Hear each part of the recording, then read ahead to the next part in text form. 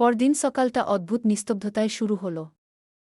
ঘড়ির কাঁটা অনেকটা এগিয়ে গেলেও খুশির রুমের দরজাটা একবারও খোলেনি। ভেতর থেকে কোনো শব্দ আসছে না। ইয়ানা প্রথমে ভেবেছিল জ্বরের কারণে ঘুমাচ্ছে, কিন্তু বেলা বাড়তে থাকলে তার অস্বস্তি বাড়তে লাগল। সে ধীরে দরজার কাছে গিয়ে নক করল। খুশি, উঠেছিস? ভেতর থেকে কোনো উত্তর এল না। আরেকবার, খুশি, দরজা খোল। আমি ইয়ানা। কিছুক্ষণ চুপচাপ থাকার পর খুব ক্ষীণ একটা শব্দ শোনা গেল, আমি ঠিক আছি। গলাটা এতটাই নিস্তেজ যে ইয়ানার বুক কেঁপে উঠল। ঠিক আছো মানে? কিছু খেয়েছিস? খেতে ইচ্ছে করছে না। এই বলে আবার চুপ। ইয়ানা কিছুক্ষণ দাঁড়িয়ে রইল, তারপর ধীরে চলে গেল। একটু পর আরিবা নিজে এলেন। তার হাতে ট্রে।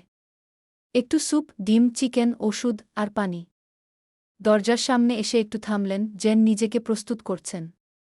তারপর নক করলেন। খুশি, মা। দরজা খোলত। ভেতরে নীরবতা।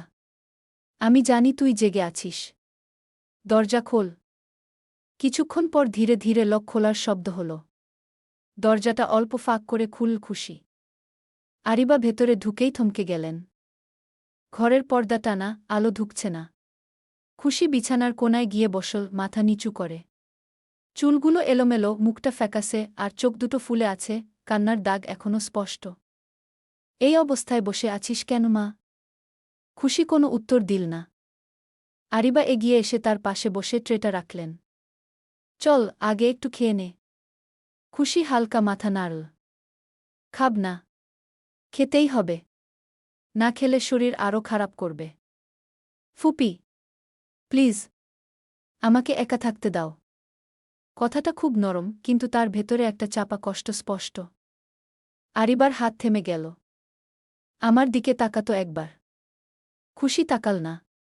খুশি, আমি কারো সামনে যেতে পারব না। এই প্রথম সে একটু জোরে বলল। গলায় লজ্জা, কষ্ট আর ভয় মিশে আছে। কেন পারবি না? খুশি ঠোঁট কামড়ে ধরল। আমি আমি কাউকে ফেস করতে পারব না। তার চোখে আবার পানি জমে উঠল। কাল যা হয়েছে। তারপর কথা শেষ করতে পারল না। আরিবা কিছুক্ষণ চুপ করে রইলেন। তারপর ধীরে তার মাথায় হাত রাখলেন। একটু কথার জন্য তুই নিজেকে এভাবে শাস্তি দিচ্ছিস? এরকম কত কিছু হবে জীবনে। এতসব তোয়াক্কা করলে জীবন চলবে না। খুশি মাথা নাড়ল। শাস্তি না। আমার লজ্জা লাগছে। লজ্জা কিসের? খুশি এবার ফিসফিস করে বলল। আমি এখানে থাকার মতো না। এই কথাটা শুনে আরিবার বুকটা কেমন করে উঠল। কে বলেছে তুই এখানে থাকার মতো না? খুশি উত্তর দিল না। কিন্তু তার নীরবতাই যেন সব বলে দিল। আরিবা গভীর শ্বাস নিলেন। শোনো, তুই এখানেই থাকবি, তাও মাথা তুলে। কারো কিছু কথায় নিজেকে লুকিয়ে রাখা কোনো মতেই সমর্থনযোগ্য নয়। যে কেউ যা তা বলতে পারে তার মানে এটা নয় সে সঠিক। খুশি এবার খুব আস্তে বলল। আমি কাউকে কষ্ট দিতে চাই না, কারো উপর বোঝা হয়ে থাকতে চাই না। তুই কাউকে কষ্ট দিচ্ছিস না, মা। না তো তুই কারো উপর বোঝা দিচ্ছি আমি থাকলেই সমস্যা হচ্ছে। ঘরের ভেতরটা হঠাৎ ভারী হয়ে উঠল। আরিবা কিছুক্ষণ চুপ করে রইলেন। তিনি বুঝলেন এটা জোর করে ঠিক করা যাবে না। এমন কিছুই না। তোর ভালো লাগছে না, ঠিক আছে, আজ তুই রুমেই থাক। তবে খেতে হবে কিন্তু। চল, হা কর। ফুপি, হা করতে বলেছি না। খুশি আর কথা বাড়াতে পারল না। বাধ্য হয়ে খেয়ে নিল। চল, এখন রেস্ট নে। কিন্তু খাওয়া দাওয়া বন্ধ করা যাবে না। আমি আবার আসব। আমি টিভিটা অন করে দিই। টিভি দেখ কেমন? খুশি কোনো উত্তর দিল না। আরিবা উঠে টিভি চালিয়ে খুশিকে রিমোট দিয়ে দরজার দিকে গেলেন। বের হওয়ার আগে একবার ফিরে তাকালেন। খুশি এখনও একইভাবে বসে নিজের ভেতর গুটিয়ে আছে। তিনি দীর্ঘ একটা নিঃশ্বাস ত্যাগ করে বেরিয়ে গেলেন। বিকেলে ইয়ানা আবার এল। খুশি, প্লিজ দরজা খোল। একটু কথা বলি। আজ না। তাহলে কাল? দেখা যাবে। এই কি দেখা যাবে কি? কথাটার মধ্যে কোনো প্রতিশ্রুতি ছিল না। সারাদিন ধরে দরজাটা প্রায় বন্ধই রইল। কেউ ডাকলে ছোট ছোট উত্তর। না চোখে চোখ, না সামনাসামনি কথা, না একবারও বাইরে বের হওয়া। ঘরের ভেতর সে যেন নিজের জন্য একটা ছোট পৃথিবী বানিয়ে নিয়েছে, যেখানে কেউ ঢুকতে পারবে না। আর সেই পৃথিবীর ভেতরে খুশি ধীরে ধীরে নিজেকেই হারিয়ে ফেলছে। সন্ধ্যার পর বাড়ির দরজা খুলে ভেতরে ঢুকল সারহান। অফিস থেকে ফিরেছে, মুখে ক্লান্তি, চোখে স্বাভাবিক সেই নির্লিপ্ত ভাব। জুতা খুলে রেখে ভেতরে ঢুকতেই বুঝল বাসার পরিবেশটা আজ একটু অন্যরকম। অদ্ভুত চুপচাপ। ড্রয়িং রুমে আরিবা বসে আছেন। হাতে বই, কিন্তু চোখ বইয়ে নেই, মনে হয় অপেক্ষা করছিলেন। সারহান একবার তাকাল। খাবার রেডি? হবে। খুব স্বাভাবিক উত্তর। সারহান আর কিছু না বলে সোজা নিজের রুমের দিকে হাঁটতে লাগল। ঠিক তখনই আরিবা খুব হালকা গলায় বললেন, আজ সারাদিন খুশি রুম থেকে বের হয়নি। পা থেমে গেল সারহানের। কিন্তু সে পেছনে তাকাল না। জ্বর ছিল। রেস্ট নিচ্ছে হয়ত। সেটা আবার আমাকে বলার কি আছে? গলায় উদাসীনতা আনার চেষ্টা। আরিবা বইটা বন্ধ করে করলেন। জ্বরের জন্য না। একটু বিরতি। কারো সামনে যেতে পারছে না বলে। এইবার সারহান ধীরে ঘুরে তাকাল। হোয়াট? লজ্জা পাচ্ছে। কারো চোখে চোখ রাখতে পারছে না। কথাগুলো খুব শান্তভাবে বলা, কিন্তু প্রতিটা শব্দ যেন ঠিক জায়গায় আঘাত করল। সারহান ভ্রু কুঁচকাল। ওয়াই? আরিবা সরাসরি তার চোখে তাকালেন না। যেন খুব সাধারণ একটা ঘটনা বলছেন। বলছে, আমি এখানে থাকার মতো না। আমি বোঝা, আমি সমস্যার কারণগুলো। এক মুহূর্তের জন্য সারহানের মুখের ভাব বদলে গেল। খুব সামান্য, কিন্তু চোখ এড়ানোর মতো নয়। দোয়ামা করছে। কথাটা বল ঠিকই, কিন্তু গলায় আগের মতো দ্বিতা নেই। আরিবা ধীরে মাথা নাড়লেন। সবাই নাটক করতে জানে না সারহান। তারপর খুব স্বাভাবিক ভঙ্গিতে যোগ করলেন, সারাদিন দরজা বন্ধ করে বসেছিল। ইয়ানা দুবার গেছে, দরজা খুলতে চায়নি। আমি গেলে না চেয়েও খুলল। মাথা নিচু করে বসেছিল। সারহান চুপ। খাবারও ঠিকমতো খায়নি। আরেকটা ছোট বিরতি। আর বারবার একই কথা।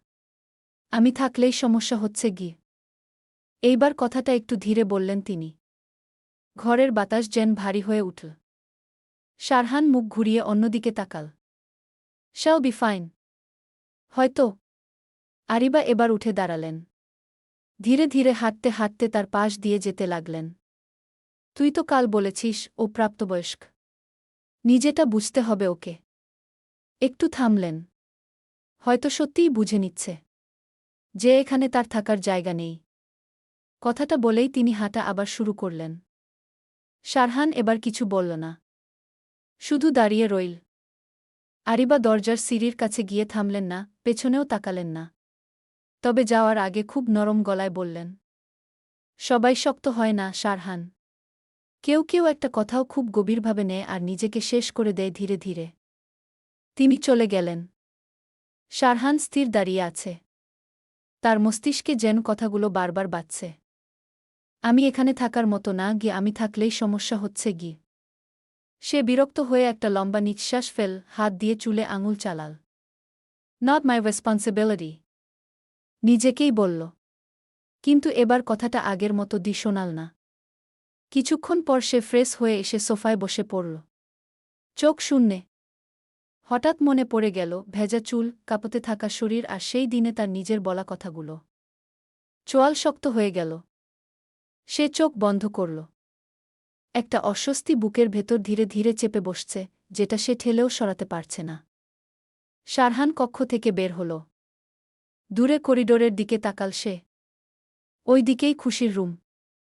দরজাটা এখনো বন্ধ। অদ্ভুতভাবে বন্ধ।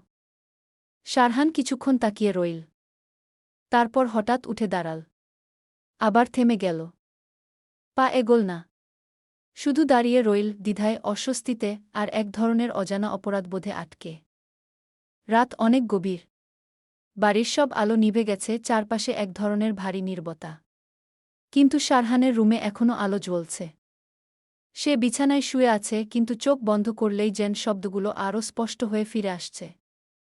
আমি এখানে থাকার মতো না, গিয়ে আমি থাকলেই সমস্যা হচ্ছে গিয়ে। সে বিরক্ত হয়ে পাশ ফিরল। চোখ বন্ধ করল। আবার খুল। ঘড়ির দিকে তাকাল, রাত অনেক। তবুও ঘুমের কোনো চিহ্ন নেই। সে উঠে বসল। 2 হাত দিয়ে মুখ থেকে কিছুক্ষণ স্থির হয়ে রইল। মনে হচ্ছে মাথার ভেতর কিছু একটা থামছেই না। দিস ইজ রিডিকুলাস, নিজেকেই বলল। কিন্তু উঠে গিয়ে পানি খেলে জানালার পাশের টেবিলে গিয়ে বসল, ল্যাপটপ খুল, কিন্তু কোনো কিছুতেই মন বসছে না। শেষমেশ বিরক্ত হয়ে সে চেয়ার ঠেলে উঠে দাঁড়াল। কয়েক সেকেন্ড স্থির দাঁড়িয়ে রইল। তারপর হঠাৎ দরজা খুলে বেরিয়ে গেল। কিচেনে এসে থামল। একটু ইতস্তত করল, যেন নিজেকেই প্রশ্ন করছে কেন এসেছে। তারপর চুপচাপ কফি বানাতে লাগল। গরম কফির ধোঁয়া ধীরে ধীরে উপরে উঠছে। সে 2 কাপ হাতে নিল। কিছুক্ষণ তাকিয়ে রইল। তারপর ধীরে পা বাড়াল করিডোরের দিকে। খুশির রুমের সামনে এসে থামল সে। দরজার নিচ দিয়ে হালকা আলো বের হচ্ছে। সে কয়েক সেকেন্ড দাঁড়িয়ে রইল। তারপর খুব আস্তে নক করল। টোকা দেওয়ার সাথে সাথেই দরজাটা হালকা শব্দ করে নিজে থেকেই একটু খুলে গেল। শারহান ভ্রু কুঁচকাল। ধীরে দরজাটা ঠেলে ভেতরে ঢুকল। ঘরের ভেতর নরম অন্ধকার। জানালার পাশে বসে আছে খুশি। পর্দা সরানো, বাইরের চাঁদের আলো এসে তার মুখে পড়ছে। সে নিঃশব্দে বাইরে তাকিয়ে আছে, যেন এই পৃথিবীর কিছুই আর তাকে ছুতে পারছে না। শারহান কয়েক মুহূর্ত চুপচাপ দাঁড়িয়ে রইল। তারপর এগিয়ে এসে থামল। খুশি। খুশি ধীরে মাথা ঘুরিয়ে তাকাল। চোখ দুটো ক্লান্ত, ফোলা, কিন্তু অদ্ভুত শান্ত। কিছু বলল না। শারহান হাতের কাপ দুটো একটু তুলে ধরল। চল, ছাদে যাবি। খুশি কিছুক্ষণ তার দিকে তাকিয়ে রইল, যেন বুঝতে চেষ্টা করছে সে ঠিক শুনেছে কিনা। তারপর খুব আস্তে মাথা নাড়ল। আমি যাব না। গলাটা শান্ত, কিন্তু দি। শারহানের চোয়াল শক্ত হল। আমি জিজ্ঞেস করছি না। খুশি আবার জানালার দিকে তাকাল। আমার ভালো লাগছে না। ভালো লাগার দরকার নেই। উঠ। এইবার গলায় একটা কঠিন সুর। খুশি চুপ। সে নড়ল না। শারহান কয়েক সেকেন্ড দাঁড়িয়ে রইল। তারপর হঠাৎ সামনে এগিয়ে এসে তার কবজি আলতো কিন্তু দুভাবে ধরে টান দিল। উঠতে বলেছি। খুশি একটু চমকে উঠল। ছাড়ো। আমি যেতে চাই না। এনাফ। কঠিন স্বরের একটা শব্দ। খুশি থেমে গেল। তার দিকে তাকাল, চোখে বিস্ময়, একটু ভয়ও। শারহান এক মুহূর্তের জন্য তাকিয়ে রইল, তারপর হাতটা ছেড়ে দিল। কিন্তু গলার সুর নরম হল না। নিজেকে এইভাবে বন্ধ করে রাখার কোনো মানে নেই। বুঝেছিস? খুশি কিছু বলল না। শুধু ধীরে উঠে দাঁড়াল। মনে হচ্ছে তর্ক করার শক্তিটুকুও তার নেই। শারহান তার হাতে 1 কাপ কফি ধরিয়ে দিল। চল। এইবার আর সে পেছনে তাকাল না। দরজার দিকে হাঁটা দিল। খুশি কিছুক্ষণ স্থির দাঁড়িয়ে রইল। তারপর নিঃশব্দে তাকে অনুসরণ করল। করিডোরটা নীরব। দুজনের পায়ের শব্দই শুধু শোনা যাচ্ছে। একজন সামনে, কঠিন, চুপচাপ। আরেকজন পেছনে, নিঃশব্দ হাঁটছে। তারা ধীরে ধীরে সিঁড়ির দিকে এগিয়ে গেল। উপরে ছাদের দিকে। ছাদে হালকা ঠান্ডা বাতাস বইছে। চারপাশ নিস্তব্ধ, দূরের শহরের আলো ঝাপসা হয়ে জ্বলছে। আকাশে চাঁদটা পরিষ্কার, নরম আলো ছড়িয়ে দিয়েছে চারদিকে। শারহান সামনে গিয়ে রেলিংয়ের কাছে দাঁড়াল। এক হাতে কফির কাপ, অন্য হাত পকেটে। খুশি একটু দূরে থেমে দাঁড়িয়ে রইল। কয়েক সেকেন্ড কেউ কিছু বলল না। তারপর শারহানই নীরবতা ভাঙল। এইসব কি চলছে তোর? খুশি চুপ। সে কাপের দিকে তাকিয়ে আছে, কিন্তু খাচ্ছে না। সারাদিন রুমে বন্ধ, কারো সাথে কথা না।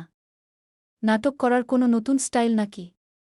কথাটা করা, কিন্তু গলার ভেতরে চাপা কিছু একটা লুকানো। খুশি কিছু বলল না। শারহান বিরক্ত হল। এভাবে চুপ করে থাকলে হবে, স্পেসিফিক করে বল কি হয়েছে। খুশি ঠোঁট কামড়ে ধরল। আমি কারো সামনে যেতে পারছি না। আমি এখানে থাকব না। চলে যাব বাংলাদেশে। বিকজ। কোনো উত্তর নেই। কয়েক সেকেন্ড চুপ থাকার পর শারহান নিজেই বলল, কালকের জন্য। খুশির আঙুলগুলো কাপের চারপাশে শক্ত হয়ে গেল। সে এবার আবারও কিছু বলল না। শারহান হালকা নিঃশ্বাস ফেল, তারপর একটু পাশে সরে দাঁড়াল। সিরিয়াসলি? একটা কথার জন্য তুই এই লেভেলে চলে গেছিস? খুশি চুপচাপ দাঁড়িয়ে আছে। আমি তোকে এত কিছু বলেছি। ঠিক আছে। একটু বেশি হয়ে গেছে, fine. But that doesn't mean তুই নিজের রুমে লুকিয়ে বসে থাকবি। তার গলায় এখনও সেই দিতা, যেন সে নিজের ভুলটাকেও যুক্তি দিয়ে ঢাকছে। People say worse things. Grow up. কথাটা সরাসরি। খুশি ধীরে বলল।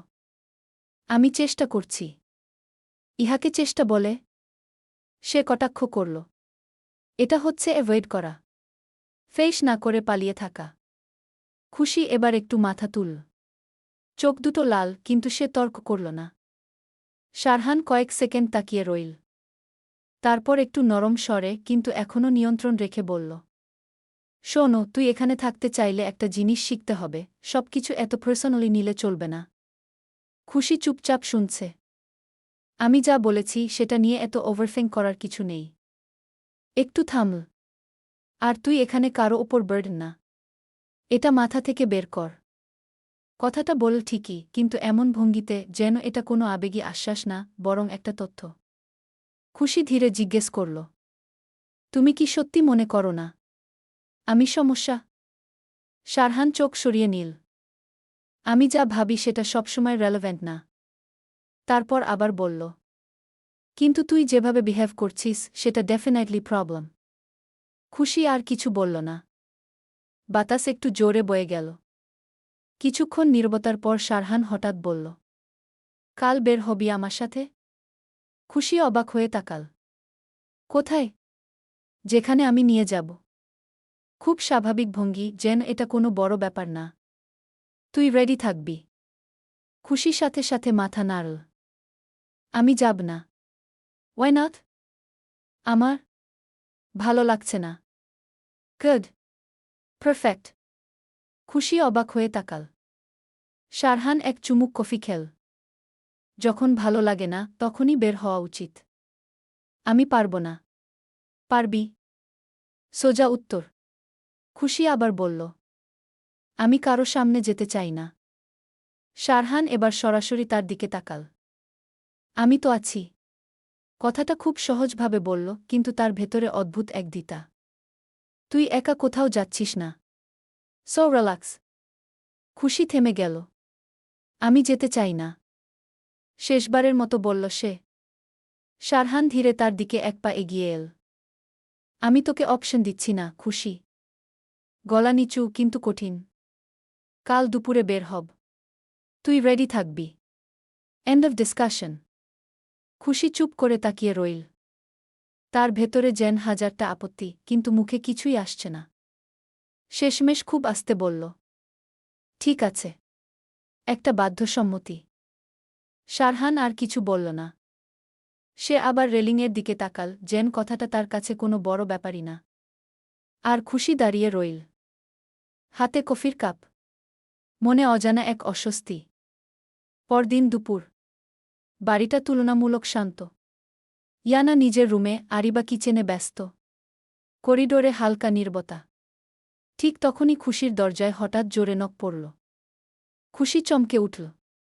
খুশি বিছানার কোনায় বসেছিল, চুল খোলা, সাধারণ একটা পোশাক, মুখে এখনও ক্লান্তির ছাপ। আবার নক। খুশি, দরজা খোল। শারহানের গলা। খুশি একটু থমকাল। তারপর ধীরে উঠে গিয়ে দরজা খুল। দরজা খুলতেই সামনে দাঁড়িয়ে শারহান। পুরো রেডি, বাইরে যাওয়ার পোশাক, মুখে সেই চেনা নির্লিপ্ত ভাব। এক ঝলক তাকিয়ে সে ভ্রু কুঁচকাল। এখনও রেডি হোস নাই কেন? খুশি কিছুক্ষণ চুপ করে তার দিকে তাকিয়ে রইল। তারপর খুব আস্তে বলল। আমি যাব না। শারহানের মুখের ভাব একটুও বদলাল না। Excuse me. খুশি এবার চোখ নামিয়ে বলল। আমার ভালো লাগছে না। আমি কোথাও যেতে চাই না। একটা ছোট বিরতি। শারহান ধীরে মাথা কাত করল, যেন কথাটা প্রক্রিয়া করছে। তারপর খুব ঠান্ডা গলায় বলল। আমি কি তোকে জিজ্ঞেস করেছিলাম? খুশি থেমে গেল। আমি তোকে বলেছিলাম রেডি থাকতে। খুশি কিছু বলতে গিয়ে থেমে গেল। কিন্তু আমি। নৌক বাট। কথাটা কেটে দিল সে। গলার সুর এবার একটু নিচু কিন্তু আরও কঠিন। তুই আবার আগের জায়গায় ফিরে যাচ্ছিস, হোয়াইট? রুমে বসে থাকবি, কারো সাথে কথা বলবি না। এইটাই প্ল্যান? খুশি চুপ। Listen, I don't have time for this. সে এক পা এগিয়ে এল। তুই যদি ভাবিস তোর খুব ভালো লাগছে না শুনে আমি প্ল্যান ক্যান্সেল করব, দেন ইউর রং। খুশির আঙুলগুলো একসাথে জড়িয়ে গেল। সে খুব আস্তে বলল, আমি পারব না। শারহান এবার একটু ঝুঁকে তার চোখের সমান হয়ে তাকাল। পারবি না নাকি করতে চাইছিস না? কোনো উত্তর নেই। কয়েক সেকেন্ড চুপ থাকার পর সে সোজা হয়ে দাঁড়াল। ফাইন। খুব ঠান্ডা স্বরে বলল। আমি তোকে 10 মিনিট দিচ্ছি। 10 মিনিটের মধ্যে রেডি হয়ে বের হয়ে আসবি। না হলে আমি নিজেই ভেতরে এসে তোকে টেনে বের করব। কথাটা একদম সোজা, যেন সে যা বলছে সেটাই করবে। খুশির চোখে হালকা ভয় আর অস্বস্তি একসাথে ফুটে উঠল। তুমি এমন কেন করছ? খুব আস্তে প্রশ্ন করল সে। শারহান কোনো উত্তর দিল না। শুধু দরজার ফ্রেমে হেলান দিয়ে দাঁড়িয়ে রইল, চোখ সরাল না। 10 মিনিটস। I am waiting. তারপর ঘুরে দাঁড়িয়ে করিডোরে চলে গেল। দরজাটা ধীরে বন্ধ হল। খুশি কয়েক সেকেন্ড স্থির দাঁড়িয়ে রইল। তার বুকের ভেতর ধুকপুক করছে, অস্বস্তি, দ্বিধা, বিরক্তি। সব একসাথে। ধীরে ধীরে সে আলমারির দিকে এগোল। হাত তুলে একটা পোশাক বের করল। আয়নার সামনে দাঁড়িয়ে নিজেকে দেখল কিছুক্ষণ, তারপর খুব আস্তে নিঃশ্বাস ফেল। ঠিক আছে, নিজেকেই বলল। করিডোরে দাঁড়িয়ে শারহান ঘড়ির দিকে তাকাল। সময় গুনছে। মুখে কোনো ভাব নেই, কিন্তু চোখে অদ্ভুত এক অপেক্ষা। 10 মিনিট। শেষ পর্যন্ত প্রায় 15 মিনিট লেগে গেল। শারহান করিডোরে দাঁড়িয়ে ছিল, ঘড়ির দিকে তাকাচ্ছিল, মাঝে মাঝে বিরক্ত হয়ে নিঃশ্বাস ফেলছিল। ঠিক যখন দরজায় আবার নক করতে যাবে তখনই দরজাটা খুল। খুশি বের হল। সাধারণ একটা হালকা রঙের ড্রেস, চুল গুছানো, মুখে কোনো মেকআপ নেই, তবুও আগের চেয়ে অনেকটা স্বাভাবিক লাগছে। চোখে ক্লান্তি আছে, কিন্তু সেই ভাঙা ভাবটা একটু কমেছে। শারহান এক ঝলক তাকাল। কিছু বলল না। চল, এই একটাই শব্দ। কিছুক্ষণ পর তারা গাড়িতে করে রওনা দিল। খুশি জানালার পাশে বসে বাইরে তাকিয়ে আছে। শহরের রাস্তা, মানুষ, গাছপালা সব কিছু যেন ধীরে ধীরে তার চোখে ফিরছে, অনেক দিন পর। কেউ কথা বলছে না। তবুও আজকের নীরবতা আগের মতো ভারী না। গাড়ি এসে থামল একটা রাস্তার পাশে। ভাইয়া গাড়ি পার্ক করল। নেমে পড়। আমি দরজা খুলে নামলাম। আর নেমে ভাইয়ার সাথে জায়গাটার ভিতরে গেলাম। অতঃপর থমকে গেলাম। চারপাশ যেন একেবারে অন্যরকম। এটা ফ্রেডরিক্সবার্গ হ্যাভ। একটা বিশাল, রাজকীয় পার্ক, যেখানে ঢুকতেই মনে হল শহরের কোলাহল হঠাৎ থেমে গেছে। দূরে সবুজ ঘাসের বিস্তীর্ণ মাঠ, মাঝখান দিয়ে বয়ে যাওয়া শান্ত লেক, লেকের উপর ছোট ছোট নৌকা ভাসছে। পুরনো গাছগুলো মাথা উঁচু করে দাঁড়িয়ে আছে, কিছু গাছের শাখা নিচু হয়ে যেন পথ ছুঁয়ে গেছে। দূরে দেখা যাচ্ছে ফ্রেডরিক্সবার্গ প্যালেস, উঁচুতে দাঁড়িয়ে থাকা সেই হলুদাব প্রাসাদ, যেন পুরো জায়গাটাকে পাহারা দিচ্ছে। হালকা বাতাস বইছে। বাতাসে একটা অদ্ভুত শান্ত গন্ধ, ঘাস, পানি আর পুরনো গাছের ঘ্রাণের মিশ্রণ। আমি স্থির হয়ে দাঁড়িয়ে রইলাম। আমার চোখে ধীরে ধীরে বিস্ময় ফুটে উঠছে। চল। ভাইয়া হাঁটা শুরু করল। আমিও কিছু না বলে তার পেছনে হাঁটতে লাগলাম। পাথরের সরু পথ ধরে আমরা এগোতে লাগলাম। কোপেনহেগেনের নীরব এক কোণে, শহরের কোলাহলকে পেছনে ফেলে দাঁড়িয়ে আছে ফ্রেডরিক্সবার্গ হ্যাভ, একটি বাগান, যা শুধু সবুজের সমাহার নয়, বরং সময়ের ধীরগতির এক জীবন্ত গল্প। সকালবেলার কুয়াশা যখন ধীরে ধীরে পাতার ফাঁক গলে মাটিতে নেমে আসে, তখন এই পার্ক যেন এক রহস্যময় স্বপ্নের মতো লাগে। পুরনো গাছগুলো, যাদের শিকড় বহু শতাব্দীর স্মৃতি আঁকড়ে ধরে আছে, নীরবে দাঁড়িয়ে থাকে, যেন তারা অতীতের সাক্ষী। পাখিদের মৃদু ডাক আর হালকা বাতাসে দুলতে থাকা পাতার শব্দ মিলে এক সুরেলা পরিবেশ তৈরি করে, যা শহরের ব্যস্ততার সাথে একেবারেই বেমানান। পার্কের মাঝখানে বিস্তৃত লেকটি আকাশের রং নিজের ভেতরে ধারণ করে। কখনো তা নীল, কখনো ধূসর, আবার সূর্যাস্তের সময় কমলালাল হয়ে ওঠে, ঠিক যেন প্রকৃতি নিজের হাতে আঁকা এক জীবন্ত ক্যানভাস। গ্রীষ্মকালে ছোট নৌকাগুলো যখন পানির উপর ভেসে চলে, তখন মনে হয় যেন কোনো পুরনো ইউরোপীয় গল্পের দৃশ্য জীবন্ত হয়ে উঠেছে। দূরে সবুজের ভাঁজের আড়ালে দাঁড়িয়ে থাকা ফ্রেডরিক্সবার্গ প্যালেস প্রাসাদটি এক রাজকীয় নীরবতা ছড়িয়ে দেয়। তার স্থির দেয়াল আর উঁচু জানালাগুলো যেন অতীতের রাজাদের গোপন গল্প লুকিয়ে রেখেছে। সূর্যের আলো যখন প্রাসাদের গায়ে পড়ে, তখন তা সোনালি আভা ছড়িয়ে দেয় একটি দৃশ্য যা চোখ সরাতে দেয় না।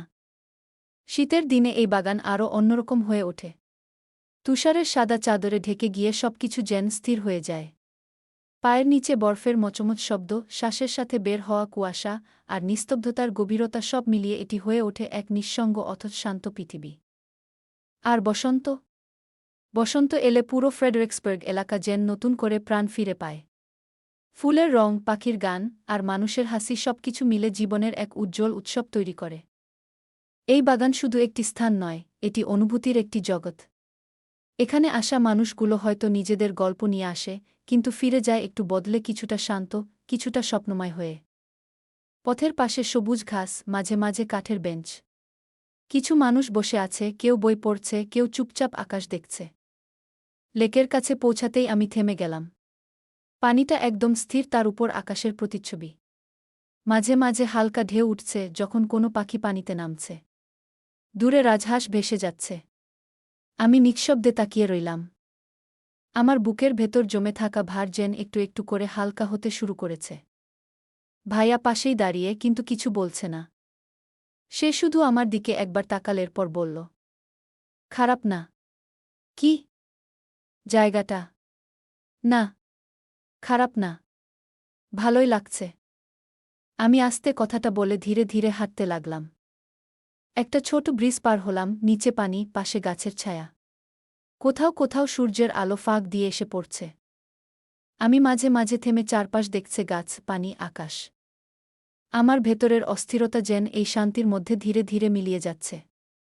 জায়গাটা খুব শান্ত, অনেক মনোমুগ্ধকর। শারহান তাকাল না, সামনে থেকেই বলল, হ্যাঁ, তাই তো এনেছি। আমি থেমে গেলাম এক মুহূর্ত। এই কি তাই তো এনেছি কি কথাটার ভেতরে লুকানো মানেটা আমি পুরোপুরি বুঝতে পারলাম না। এত না ভেবে একটা বেঞ্চে গিয়ে তারা বসলাম। শারহান ভাইয়াও পাশে বসল। আমি খুব আস্তে করে বলল, ধন্যবাদ। শারহান ভাইয়া শুনল, কিন্তু কোনো প্রতিক্রিয়া দিল না। একটু পর বলল, তা মন ভালো হয়ে গেছে? হ্যাঁ, বেশ। গুড। চল, জায়গাটা অনেক বড়, ঘুরলে ভালো লাগবে অনেক। আমি আর ভাইয়া উঠতে যাচ্ছিলাম, ঠিক তখনই হঠাৎ পেছন থেকে একটা চেনা গলার শব্দ এল। শারহান? আমি ঘুরে তাকালাম। একটা মেয়ে আমাদের দিকে এগিয়ে আসছে, হালকা ক্যাজুয়াল পোশাক, মুখে বিস্ময়ের ছাপ। কাছে আসতেই বুঝলাম সে এলিনা।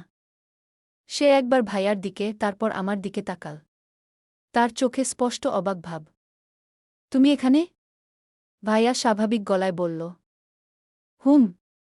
এলিনা ভ্রু কুঁচকাল, একটু কাছে এসে দাঁড়াল। সিরিয়াসলি? আমি তোমাকে বলেছিলাম আসতে, তুমি তখন সোজা না করে দিলে। আর এখন এখানে? তার কণ্ঠে হালকা অভিযোগ মিশে আছে। আমি চুপ করে দাঁড়িয়ে আছি। বুঝতে পারছি না ঠিক কি বলা উচিত।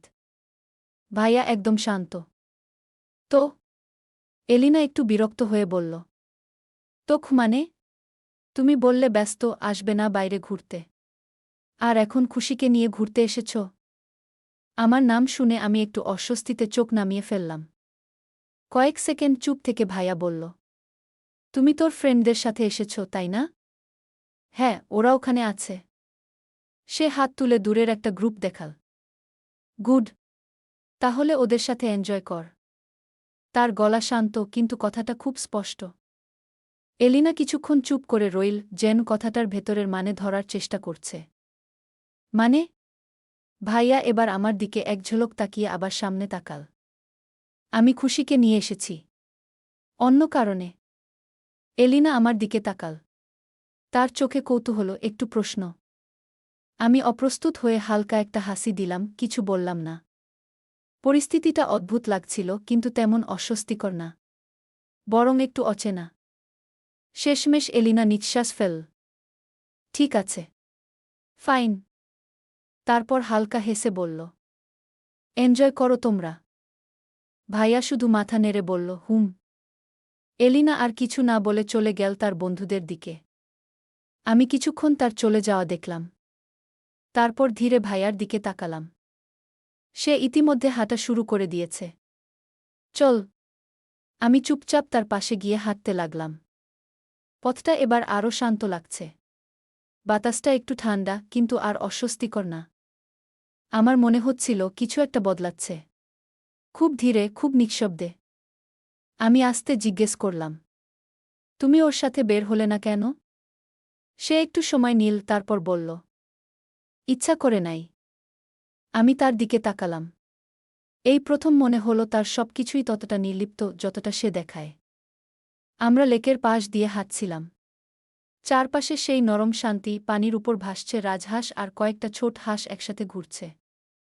হঠাৎই আমার চোখ আটকে গেল ওদের দিকে। একসাথে এতগুলো হাঁস পানির ধারে ঘুরে বেড়াচ্ছে। কি যে মনে হলো আমি নিজেই বুঝলাম না।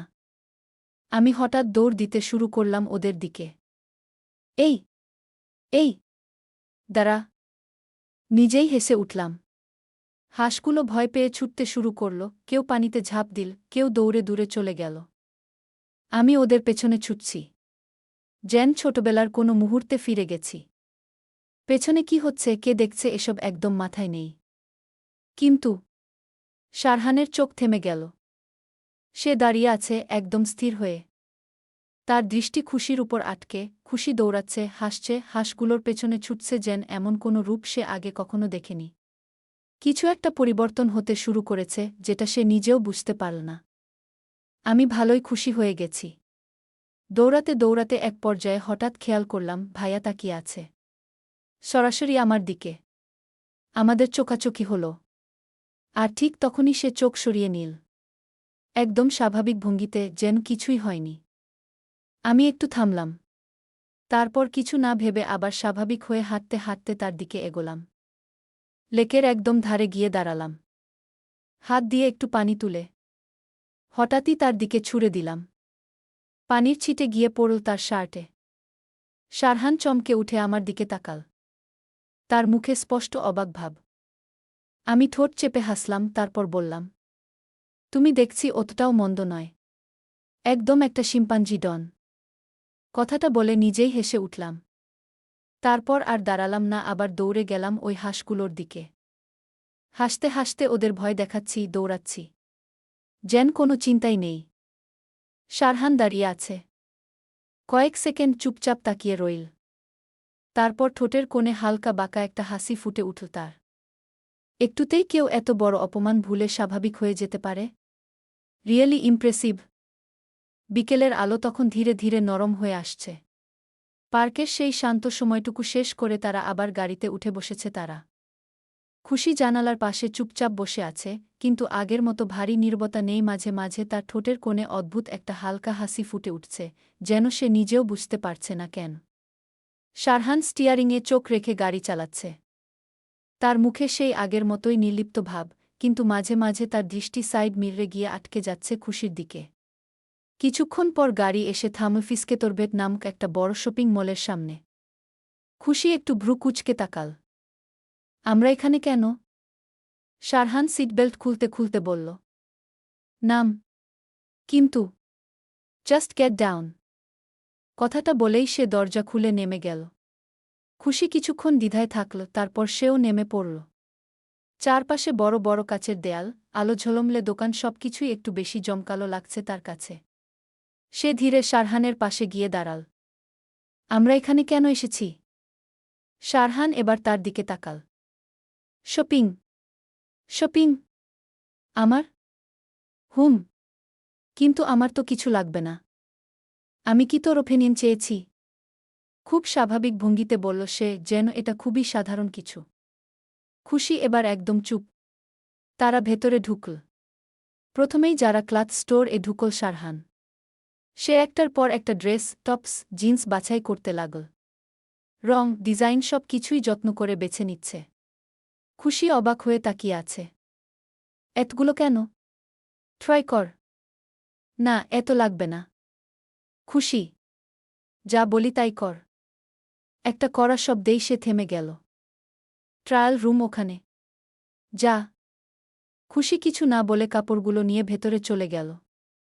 কিছুক্ষণ পর এক এক করে বের হতে লাগল সে, কখনো হালকা নীল ড্রেস, কখনো সাদা টপ, কখনো ক্যাজুয়াল একটা জিন্স। প্রতিবারই শারহান তাকাচ্ছে, কয়েক সেকেন্ড দেখছে, তারপর ছোট করে বলছে, কি এইটা না, হ্যাঁ এটা ঠিক আছে না, এইটা বাদ। খুশির মনে হচ্ছে যেন সে কোনো স্বপ্নের মধ্যে আছে। কেউ এত মন দিয়ে তার জন্য কিছু বেছে নিচ্ছে, এটা তার কল্পনারও বাইরে। সবশেষে কিছু কাপড় সিলেক্ট করে শারহান খুশিকে কিনে দিল। তারপর তারা আরেকটা দোকানে গেল, এইবার ফোনের দোকান। খুশি কিছু বুঝে ওঠার আগেই শারহান কাউন্টারে গিয়ে বলল, চেক উইল জার্ন হ্যাভ ডেন নিয়েস্ট এফানমোডো। আমি আইফোনের লেটেস্ট মডেল চাই। খুশি চমকে তাকাল। কি? সে দ্রুত এগিয়ে এল।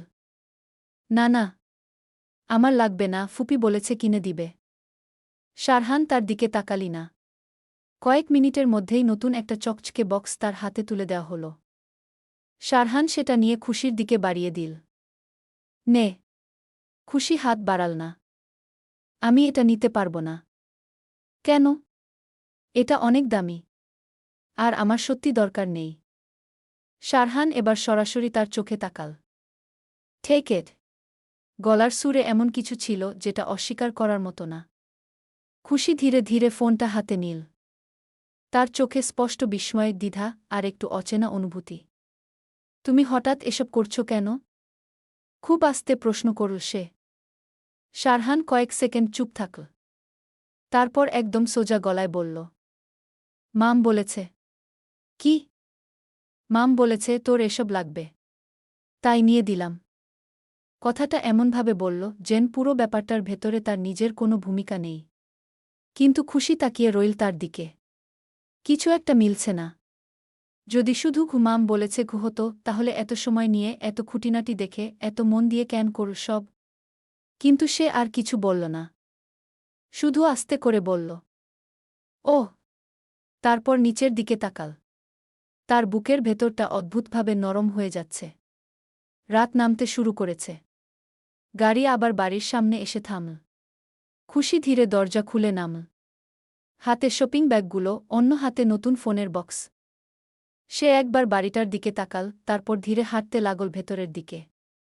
শারহান পিছন থেকে বলল, সাবধানে। খুশি থামল, পেছনে তাকাল। হুম। ছোট্ট একটা উত্তর। তারপর ভেতরে ঢুকে গেল। শারহান কিছুক্ষণ দাঁড়িয়ে রইল। তারপর ধীরে নিঃশ্বাস ফেলে ঘরের দিকে এগিয়ে গেল। তার মুখে আবার সেই নির্লিপ্ত ভাব। বাড়ির ভেতরে ঢুকতেই পরিচিত সেই উষ্ণ পরিবেশটা খুশিকে একদম অন্যরকমভাবে ছুঁয়ে গেল আজ। আগের মতো ভারী লাগছে না। বরং বুকের ভেতরে হালকা একটা উচ্ছ্বাস কাজ করছে। হাতে শপিং ব্যাগগুলো নিয়ে সে প্রায় দৌড়াতে দৌড়াতে লিভিং রুমে ঢুকল। ফুপি। তার গলায় স্পষ্ট আনন্দের ছাপ।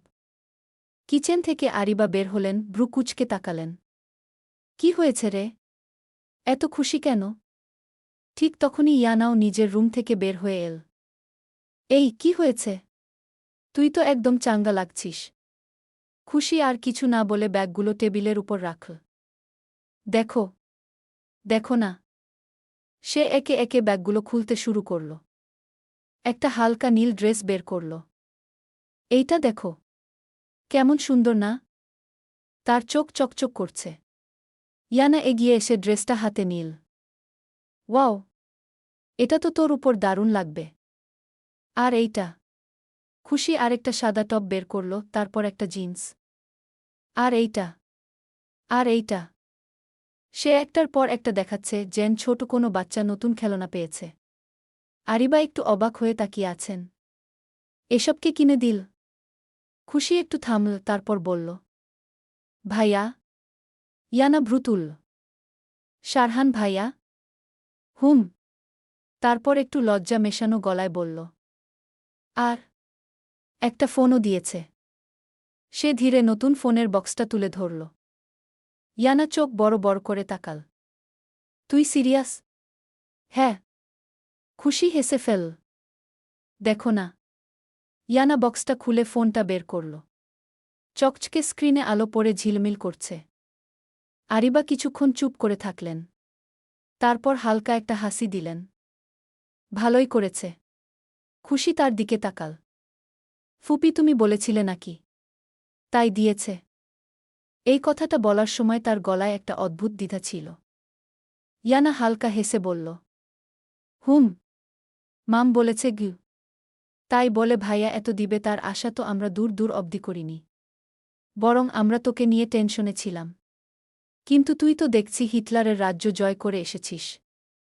তার চোখে দুষ্টুমি। খুশি একটু অপ্রস্তুত হয়ে গেল। ইয়ানা হেসে উঠল। ইয়ানা, ওকে লজ্জা দিস না। আমার ছেলে একটি শক্ত হতে পারে কিন্তু খারাপ না। যাই হোক, তুই খুশি হয়েছিস? খুশি একটু থামল। নিজের অজান্তেই তার ঠোঁটে আবার সেই হাসিটা ফুটে উঠল। হ্যাঁ, ভালো লাগছে অনেক। খুব আস্তে বলল সে। সবাই যখন নিজেদের মতো ব্যস্ত হয়ে গেল, খুশি ব্যাগগুলো নিয়ে নিজের রুমের দিকে যাচ্ছিল। ঠিক তখনই করিডোরে শারহান দাঁড়িয়েছিল। সে দেয়ালে হেলান দিয়ে দাঁড়িয়ে হাত ভাঁজ করে খুশির দিকে তাকিয়ে আছে। খুশি থেমে গেল। কয়েক সেকেন্ড কেউ কিছু বলল না। তারপর শারহান সোজা হয়ে দাঁড়াল। সব পছন্দ হয়েছে? খুশি ধীরে মাথা নাড়ল। হুম, অনেক। তারপর একটু থেমে বলল, ধন্যবাদ। এইবার তার গলায় আগের চেয়ে বেশি আন্তরিকতা। শারহান কয়েক সেকেন্ড তার দিকে তাকিয়ে রইল। তার চোখে সেই একই নির্লিপ্ততা, কিন্তু ভেতরে কিছু যেন নরম হয়ে আছে। গুড। একটা ছোট্ট উত্তর। তারপর সে একটু এগিয়ে এসে খুশির হাতে থাকা একটা ব্যাগ ঠিক করে দিল, যেন পড়ে না যায়। খুব স্বাভাবিক একটা কাজ।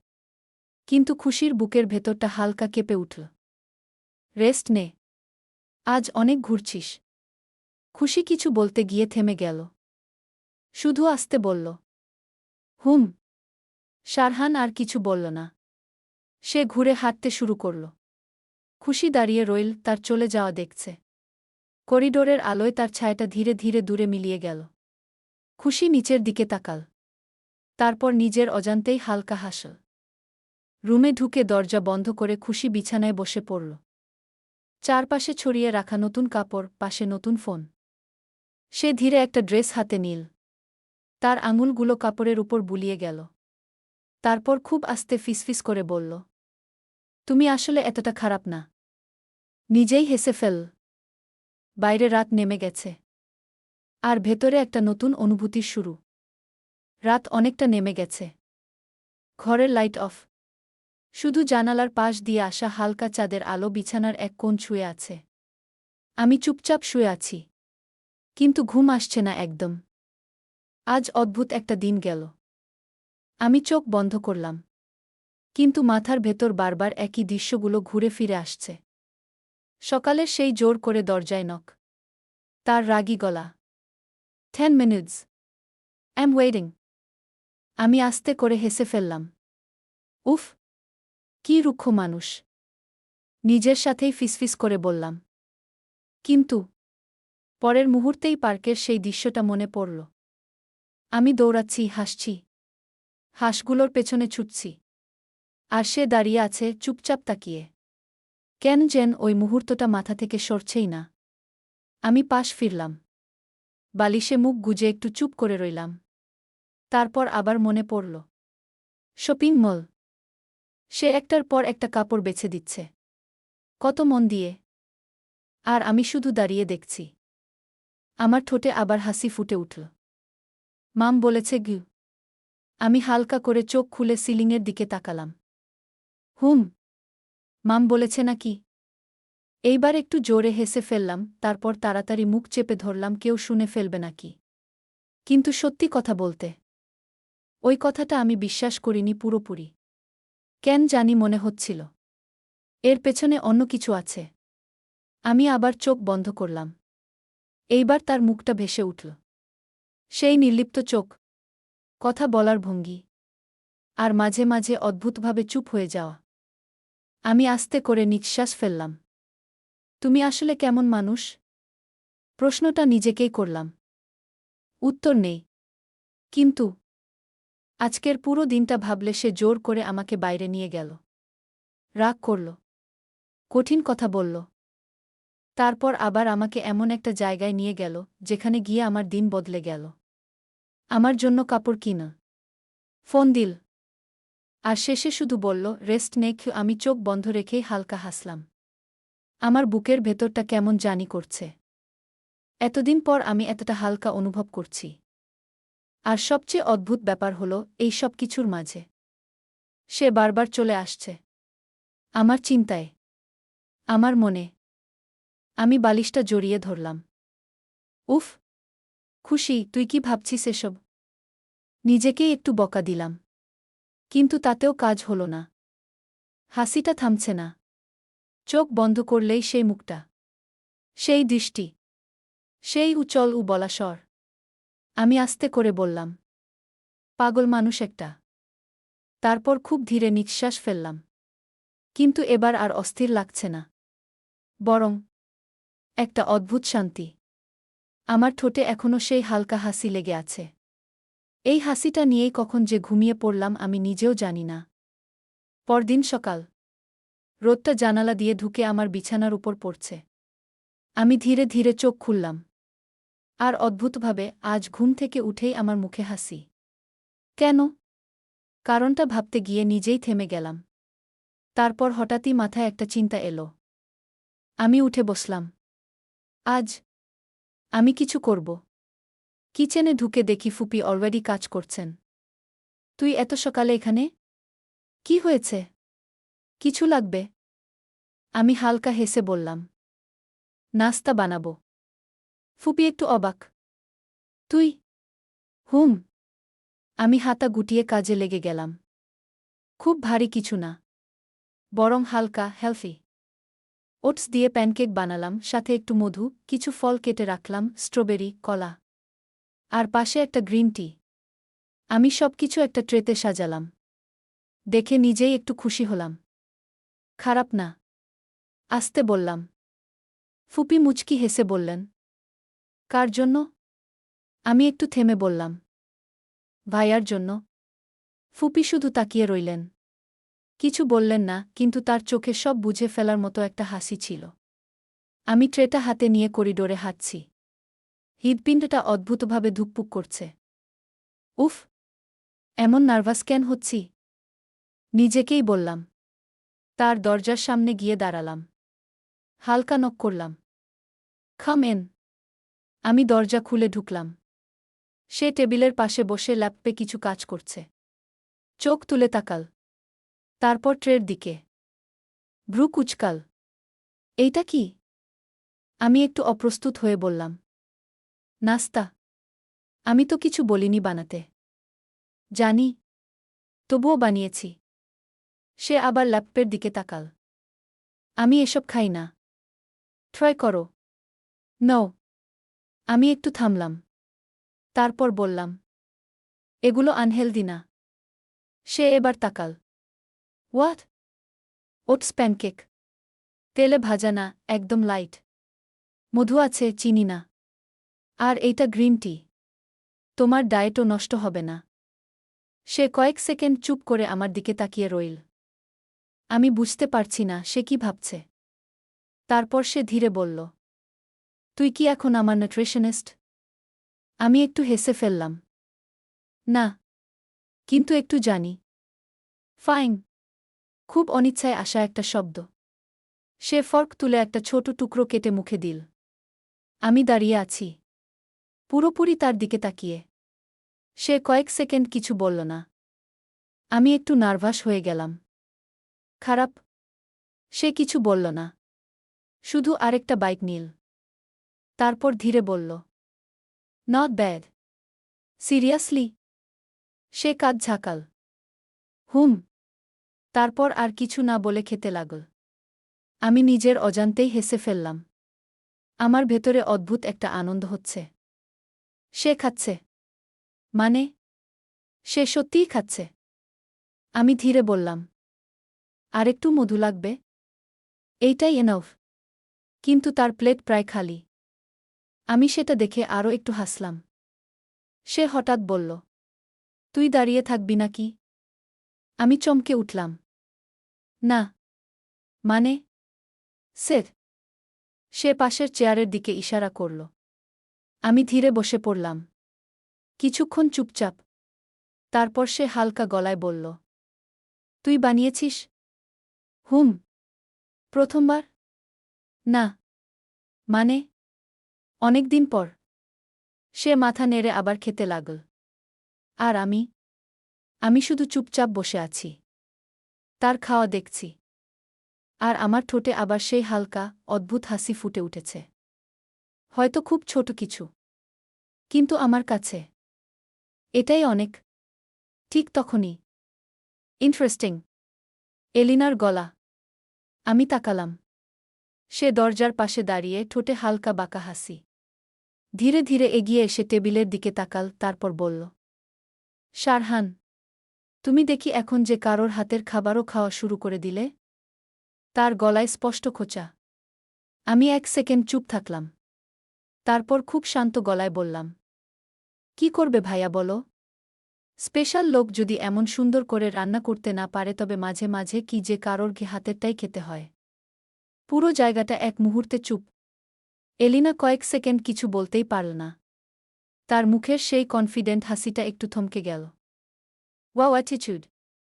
সে হালকা হেসে বলল, কিন্তু কণ্ঠে আগের মতো জোর নেই। আমি কাঁধ ঝাঁকালাম। শুধু সত্যি বললাম। শারহান তখন পুরো সময়টা চুপ ছিল। কিন্তু এবার সে ফর্কটা নামিয়ে আমার দিকে তাকাল। 1 সেকেন্ড, 2 সেকেন্ড। তারপর ঠোঁটের কোণে ধীরে একটা হাসি ফুটে উঠল। খুব ছোট, কিন্তু একদম স্পষ্ট। সে মাথা নিচু করে আবার খেতে লাগল, যেন কিছুই হয়নি। কিন্তু সেই হাসিটা লুকাতে পারেনি। এলিনা সেটা খেয়াল করল। আর সেটা দেখেই তার মুখের ভাবটা একটু বদলে গেল। Anyway, Sarahan, I have something to tell you. Whenever you're free, just call me. I'll be in the living room. বলেই সে ঘুরে চলে গেল। সে চলে যেতেই আমি আস্তে নিঃশ্বাস ফেললাম। শারহান হঠাৎ বলল, কনফিডেন্স বাড়ছে? আমি তার দিকে তাকালাম। খারাপ না। কিপের। আমি হালকা হেসে ফেললাম। রণরঙ্গিনী। পর্ব 03। আরোহী নূর।